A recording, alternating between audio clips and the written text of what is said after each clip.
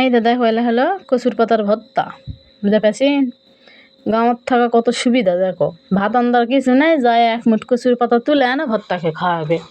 আর শহরত থাকলে এই কচুর পাতাও কিনবা যাওয়া লাগবে হাটত, যায় আটি হিসাবে কচুর পাতা কিনা আনা লাগবে। সে বাসা দেখো পাতা শুকিয়ে লুস না হয়ে গেছে। তো যাই হোক, আমরা যাই পাতা তুলে নিয়ে আনো, কেনকে ভর্তা করবো তোমাকে দেখাই চলো। এই যে দেখো, আগে পাতাগুলান কি সুন্দর করে কুটিছি, বুঝছেন? কুটে ধুছি, ধুয়ে ডালাতকে ধুছি, আনাও পাতা নাই। কচু এমন একটা জিনিস, এর পাতাত পানি থাকে না, বুঝতে পারছেন? তাই দেখো কড়ার দিনু দিয়ে কাঁচা ঝাল পেঁয়াজ রসুন এগুলা সব দিনু, এখন মই মশলা দিনু।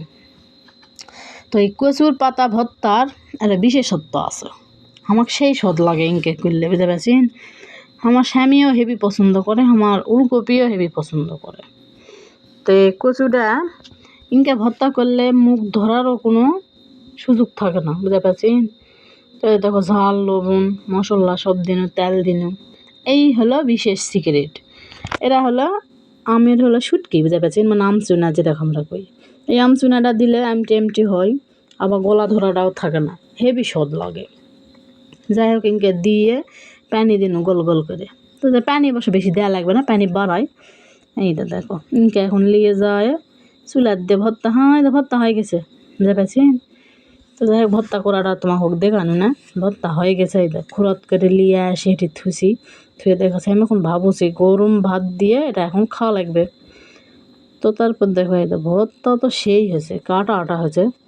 যাই হোক আমার তো ফাইন লাগে, তোমার কেঙ্কা লাগে কয়ে দিন। এই দেখ গরম ভাতলে বেশি বেশি ভর্তা, বাবা আমাকে সেই ভালো লাগে, বুঝতে পারছি? আমার উলকপিও হেভি পছন্দ করে, আমার স্বামীও এই আমচুনাটা দেওয়ার জন্য ভালো লাগে। দেখো খাসি, ও সেই স্বাদ, এত স্বাদ কে, বুঝতে পারছেন? তো তোমরা ইনকে আমচুনা দিয়ে করে খাও, কে কার কার এলাকার আমচুনা দিয়ে খাওয়া আছে কই দিনই। আমার তো সেই ভালো লাগে, এখন কাক কেঙ্কা লাগে। যারা আম্বল পছন্দ করেন তার কেন বেশি ভালো লাগবে। এই দেখছি নসুন সেই স্বাদ,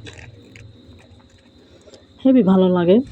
তো আমরা ইনকে করে খাই, তোমরাও ইনকে করে খাইও ভালো লাগবে, বুঝতে পারছেন?